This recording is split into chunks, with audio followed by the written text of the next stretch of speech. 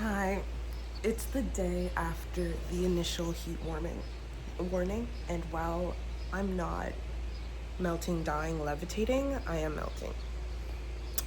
I am melting. I don't know if you guys can. I'm literally like dripping in sweat. So I'd say the plan for today is to lounge, to do homework, and then potentially to start writing a little bit of my research. So come along with me. Okay, I'm 9 pages into this book and convinced the main character is queer. Cause girl, I see you. Why are you focusing on Doreen's curves? Why do you like the smell of her sweat? And I know there are a lot of people who are like, I can't even say there are a lot of people. There's a voice inside of me that's like, dude, not everything has to be gay. But if I'm gay and everything is so relatable, I'd be 2 + 2 is 4. I don't know. But yeah.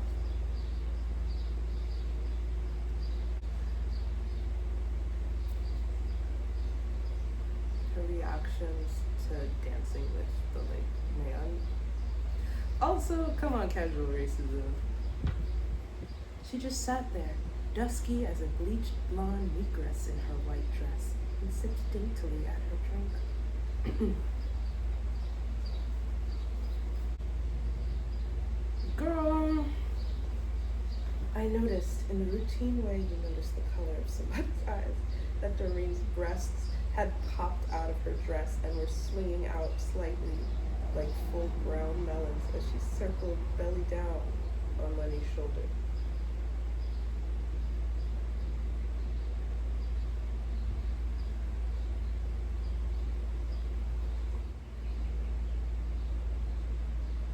I'm so confused why Doreen is brown sometimes.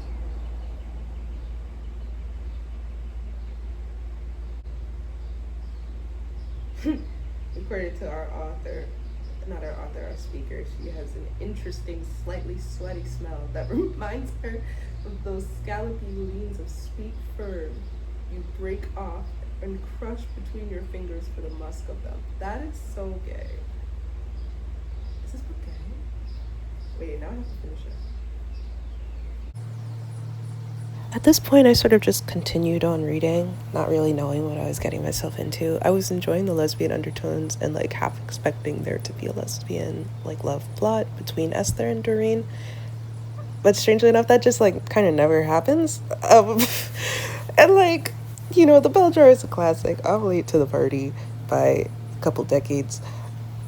I just wanted to get more into reading classics and thought that this was a great place to start, but I was sorely mistaken. I felt if I carried Doreen across the threshold into my room and helped her onto my bed, I would never get rid of her again. Her body was warm and soft as a pile of pillows against my arm as she leaned her head.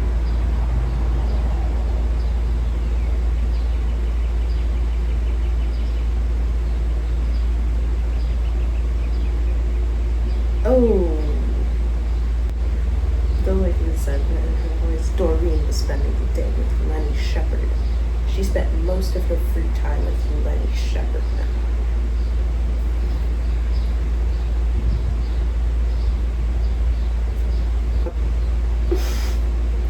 This is just Brown University.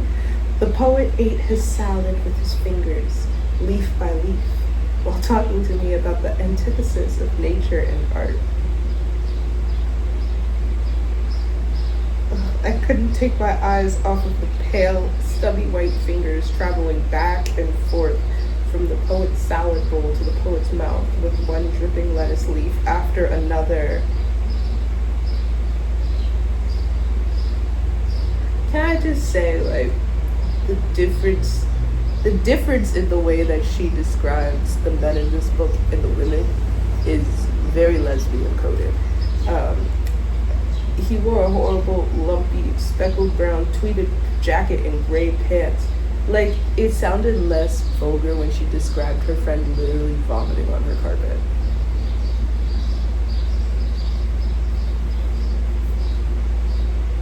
I miss Doreen.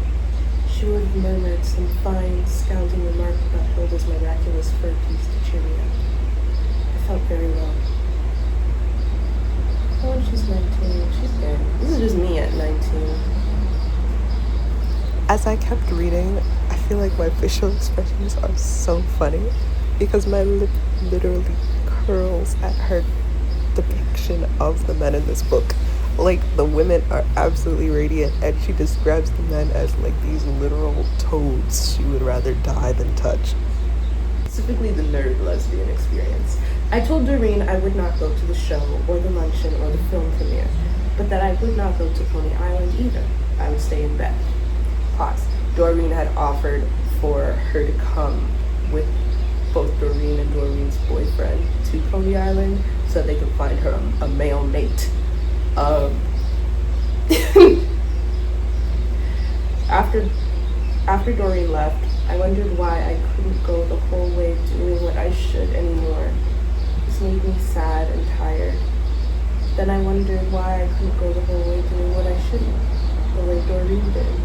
And this made me even sadder and more tired.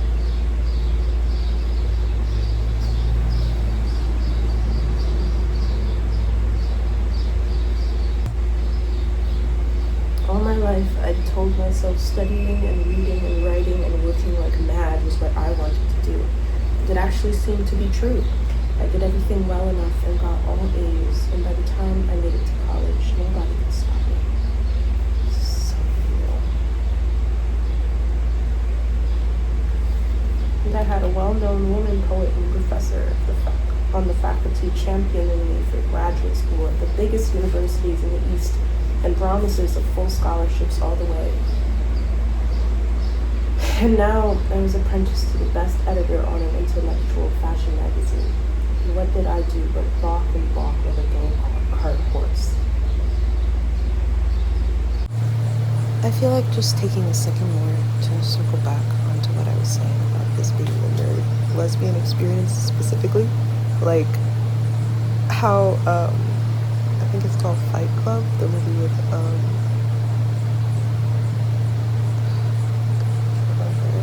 like the two lesbians who start the Fight Club to hit on, like, the hot girls.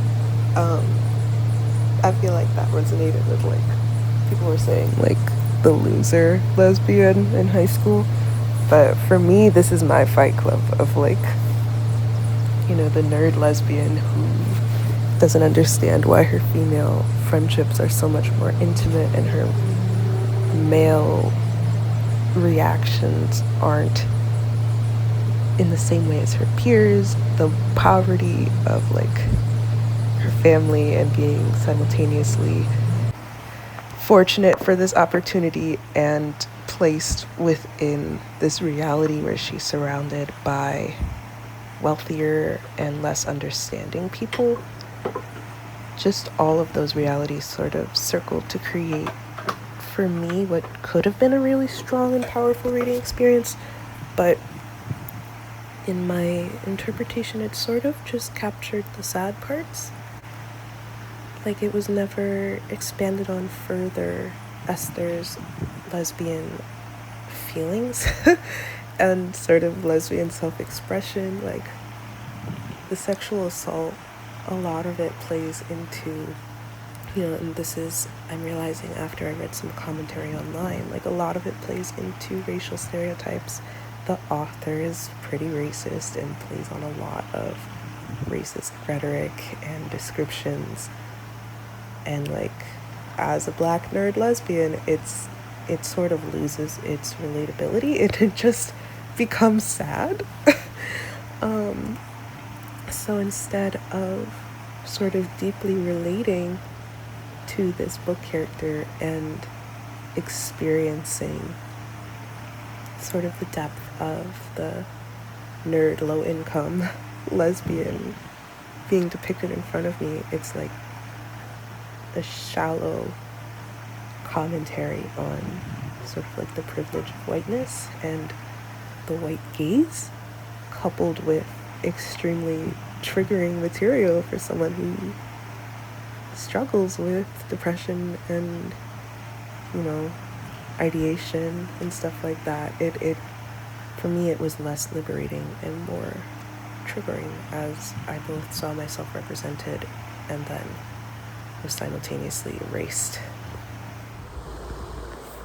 I feel like reconnecting with reading, and this is something people talk about literally all of the time, so it's not like a new, fresh take, but reconnecting with reading is genuinely so hard after academia for me, just because I feel like now I sort of associate reading with stress in the sense of like saving the world. Like I put so much pressure on myself to learn and know absolutely everything that taking a few seconds to even just re-engage with fiction material can feel like a deviation from like the social justice grind set that I feel I'm supposed to be on. I'm an international affairs major, and so I sort of feel this guilt if I'm not reading non-fictional history or like human rights discourse or a new and outstanding take on the Middle East and our very conceptions of oppression.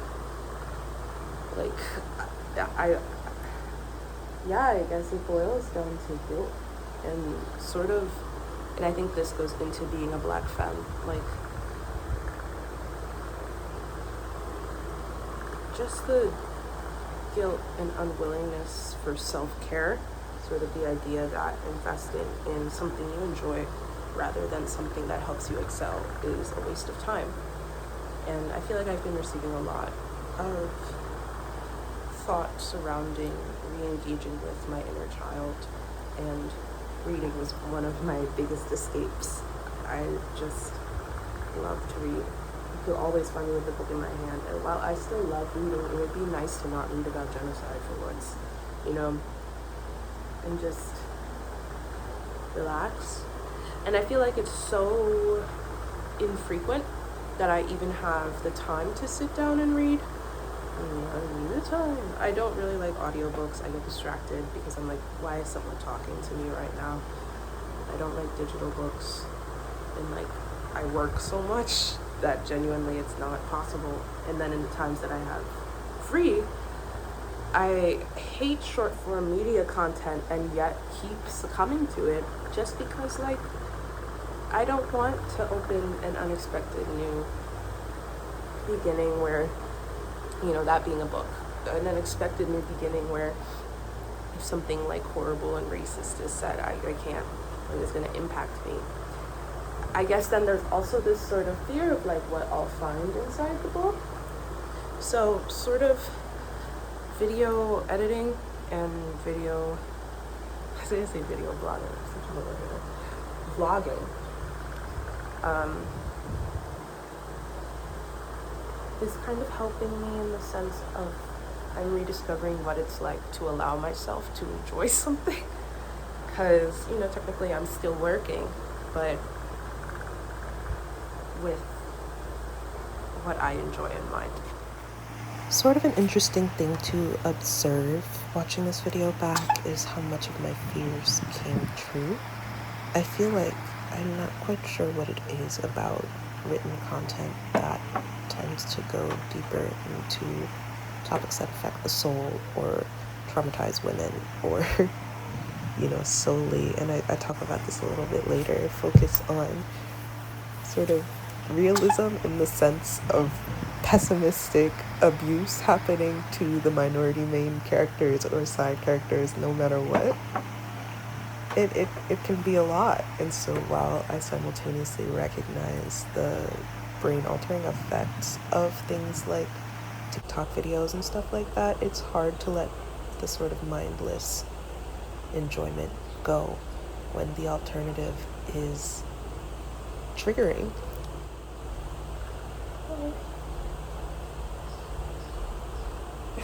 She's so gay for Doreen. I raised my eyes then and saw Doreen. Anyway, I raised my eyes then and saw Doreen's head silhouetted against the paling window, her blonde hair lit at the tips from behind like a halo of gold.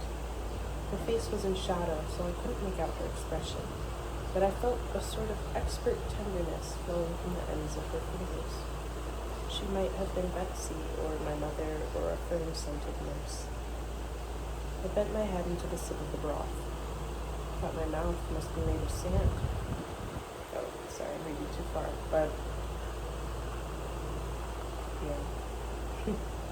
The halo of gold is what got me.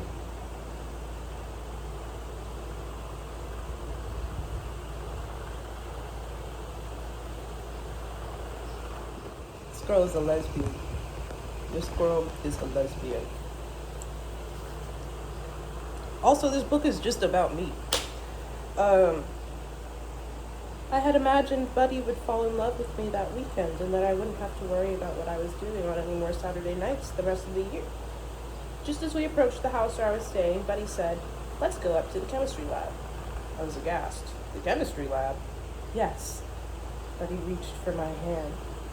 "There's a beautiful view up there behind the chemistry lab."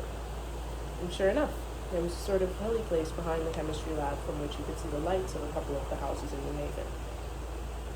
This is the part, all of the parts are where it gets lesbian. This is very sad.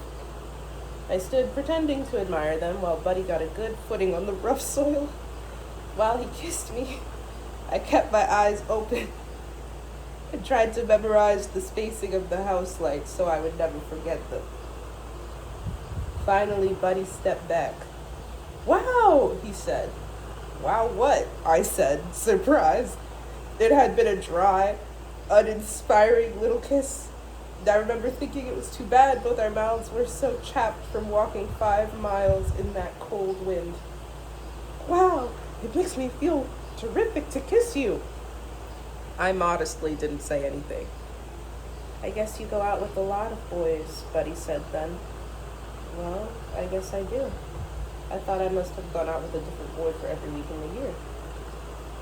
"Well, I have to study a lot." "So do I put in hastily. "I have to keep my scholarship after all."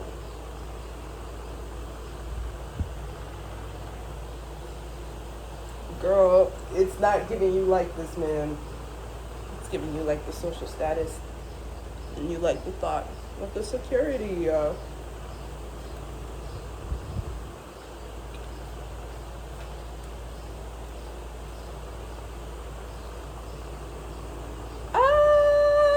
he was a cheater and a liar. Oh my gosh.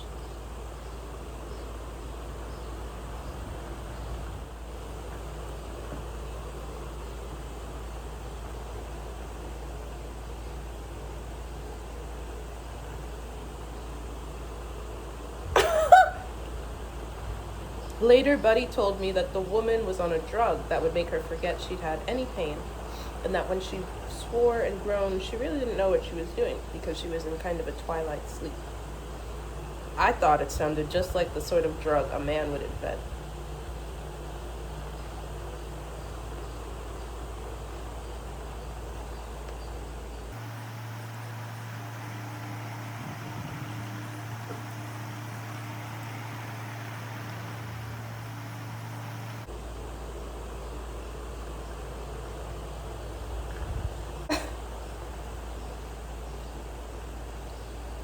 The first thing that baby did was pee in the doctor's face.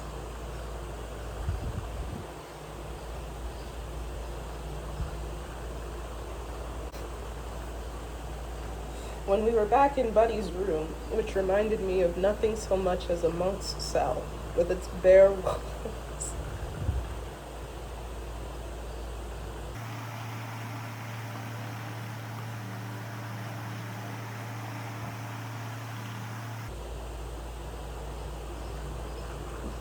Ew.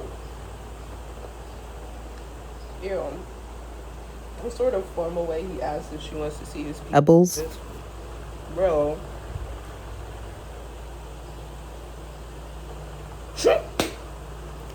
He asked if she wants to see him naked, and she goes, "Well, all right, I guess so."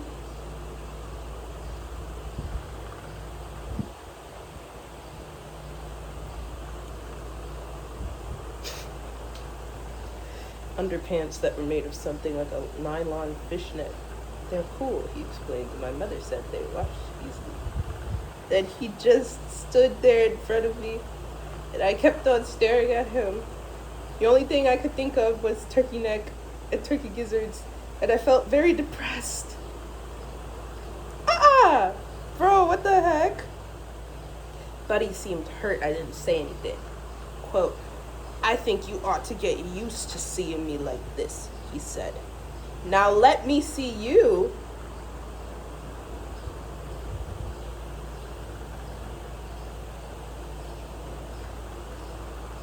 And she goes, oh, some other time. This is where I start to realize that this book is going to be a trip.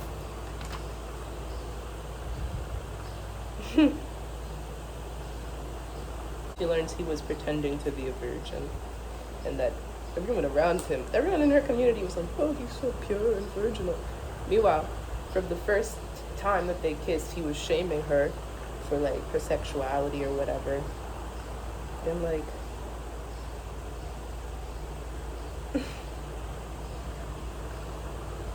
he made me feel I was much.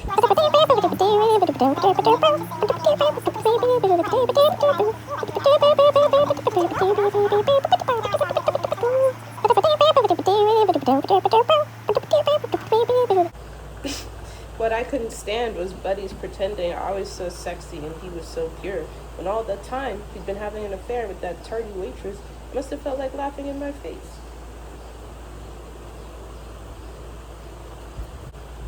Period. I had never heard Buddy so upset as when he wrote that he got TB. He was very proud of his perfect health. He was always telling me he was psychosomatic when my sinuses blocked up and I couldn't breathe. I thought this an odd attitude for a doctor to have, and perhaps he should study to be a psychiatrist instead.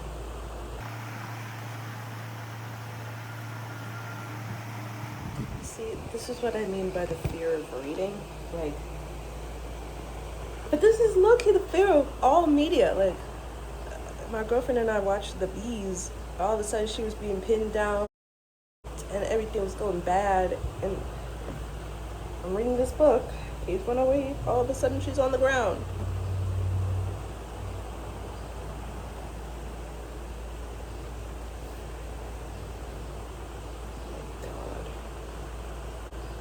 Oh my god.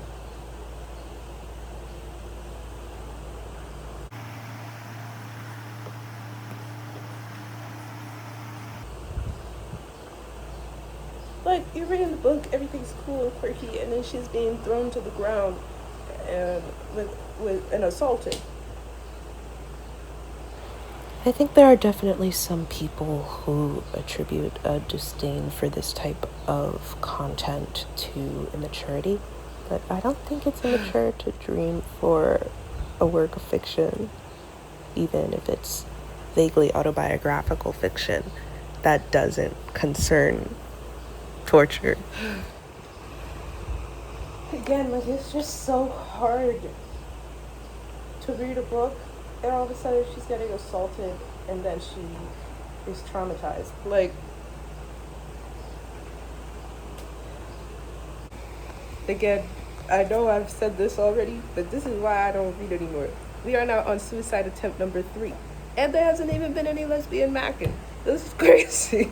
I think maybe for me, something important when I read books about social issues is to have like a slightly higher quality of commentary. Like, again, and I'm sure this was groundbreaking at the time it was written, and I know it must have been really reassuring and cathartic for a lot of older women to read and younger girls who have not yet broken free of the idea that, you know, the societal double standards expected of you aren't the only way forward. But this was very similar to my experience, ironically, with the Barbie movie, where people were like, this is peak feminism, women can do anything they want. Like, the sort of commentary I enjoy takes place on a bit of a deeper level. And so while I would say The Bell Jar would be a great introduction into feminist thought and women's lifestyle and things like that, and a good read for maybe men who are burgeoning feminists or young girls who don't have histories of suicidal ideation and depression, or even like attempts. It sort of puts a block onto delving even deeper into the issues. Like, if this book had gone beyond the feminist issue of seeking a different future for yourself than marriage, or, you know, the heinous way of maternal health care, like, what if the mother was black and didn't receive the right treatment? Or, you know, just some deeper commentary, I feel, would have made the experience more thought-provoking for me. Instead, it was sort of like a platter of what I've already experienced. I'm editing this video and I just have a bit more to add, especially regarding my sort of general desire for deeper commentary. I feel that this is really common amongst Black readers. For example, like when The Handmaid's Tale came out, or like Black Panther, or any book slash movie, especially movies, that like Get Out or so. I can't come up with the perfect examples right now because Get Out and Black Panther were Black created and a specific separate example and experience. But when, or even like The Hate U Give, and ironically I keep coming up with works by Black authors, but just pieces that were designed for white audiences to be like, wow, that would be really bad, or like, wow, racism is real. It can be frustrating for the Black, femme, trans, whatever group ingesting it, because like it's not written for us, because it's outlining all of these experiences that we already know, that we go through every day. Like the sort of Black femme experience of complete lack of bodily autonomy, medical malpractice, and male abuse, like goes so much deeper than this. So reading this as a Black female is just generally upsetting because it's the surface level pain with no deeper commentary while being received by the audience it was meant for as a work of art.